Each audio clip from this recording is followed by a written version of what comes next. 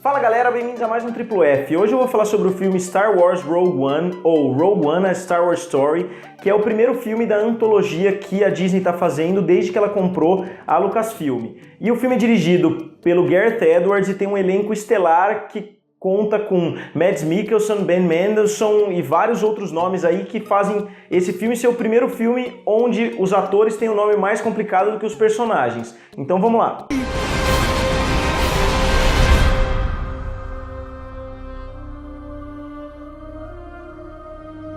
Primeiramente, falando das atuações, conforme eu estava dizendo antes, as atuações do filme estão muito competentes, vários personagens que eu não botava muita fé acabaram tendo um destaque legal. Eu acho que a Jane Erso, que eu não esperava muita coisa porque eu achei ela nos trailers um pouco antipática, um pouco apagada, no filme ela estava muito bem, eu achei a personagem dela muito boa e muito bem desenvolvida, a gente vê a história de origem dela, a relação dela com os pais e o que aconteceu com relação a isso e o decorrer da vida dela, o que foi acontecendo, o lado que ela foi tomando, os caminhos que ela foi seguindo, então isso eu achei bem legal, a personagem da Jane Erso é muito bem desenvolvida. E os outros atores vários acabam sendo alívios cômicos, o robô do grupo também é um grande alívio cômico, foi um grande destaque para mim.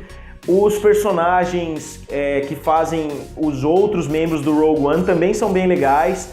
Tem o Diego Luna, que tá muito bom no filme também, ele pra mim é o segundo melhor personagem do filme depois da Jane Erso. Ele tem algumas motivações que outros personagens não têm. E os outros personagens são coadjuvantes, mais pra fazer volume ali nas cenas de ação.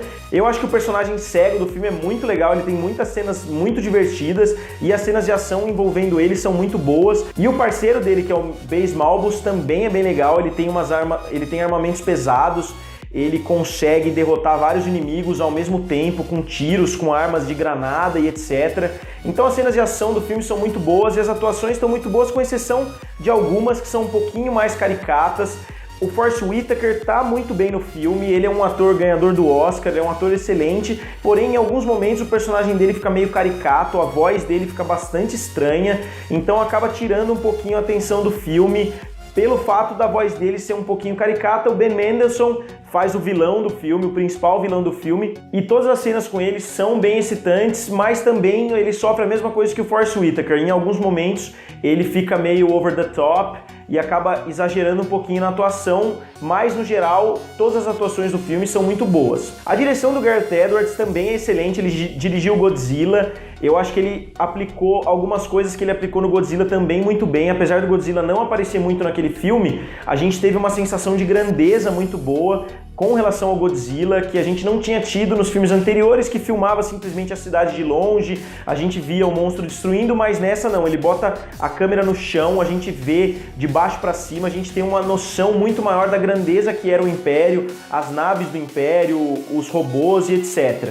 Uma coisa que esse filme estava deixando bastante gente confusa era em que período esse filme se encaixa na mitologia do Star Wars, na saga, e a Disney está fazendo os filmes intercalados, um filme de episódio, um filme de antologia. E esse filme se encaixa entre os episódios 3 e 4, bem mais próximo do episódio 4, tanto em termos temporais, quanto em termos de clima, de tom e etc. E a coisa que eu mais gostei nesse filme foi o fato de que vários filmes de origem acabam tirando um pouquinho a essência do original. Como eu acabei de citar, as prequels, eles tiram um pouquinho, porque a gente sempre tinha aquele mistério do Darth Vader, o que será que aconteceu, por que ele foi pro lado negro da força e etc.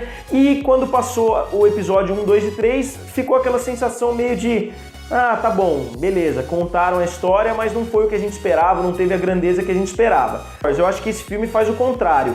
Vários defeitos do episódio 4, 5 e 6 são melhorados nesse filme.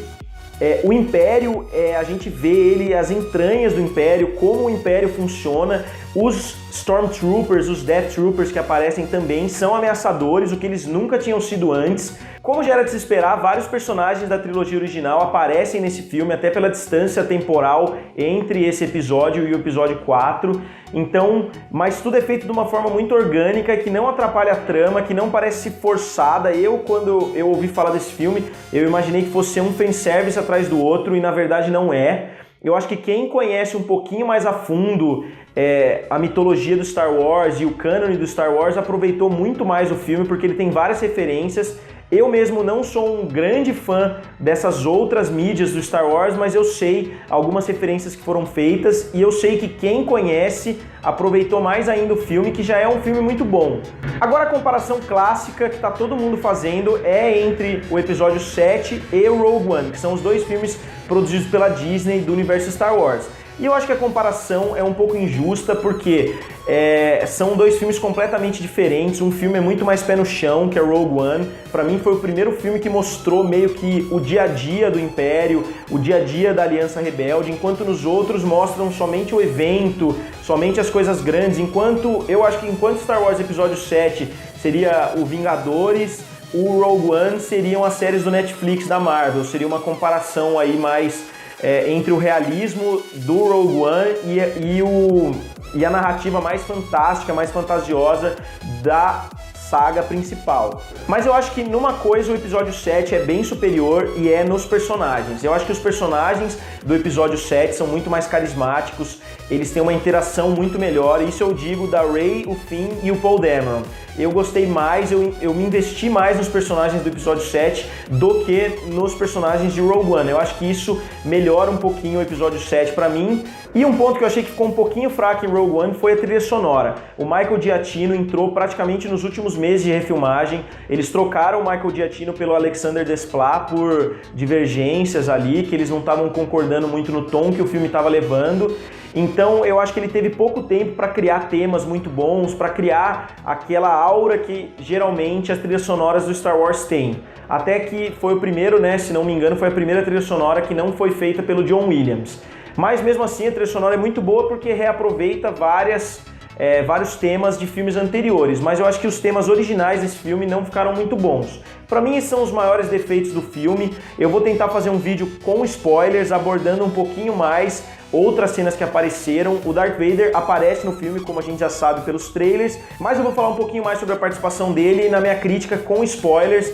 Então, por ser um filme que aprofunda muito esse universo já rico do Star Wars, ele traz uma camada nova para a Aliança Rebelde e para o Império e mostra muito como esses dois lados funcionam e como esses dois lados fazem coisas que eles não deveriam fazer, além de mostrar a evolução de várias coisas que vão acontecer no episódio 4, no episódio 5 e no episódio 6. E eu achei isso muito legal, então por isso eu dou para Star Wars Rogue One 4 estrelas.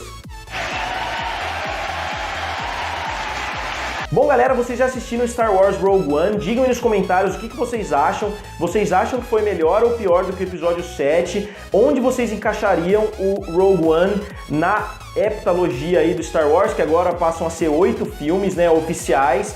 Vocês acham que o filme é melhor do que a trilogia das prequels? É melhor do que os filmes originais? Digam nos comentários, curtam o vídeo e se inscrevam no canal. Valeu e nos vemos em breve.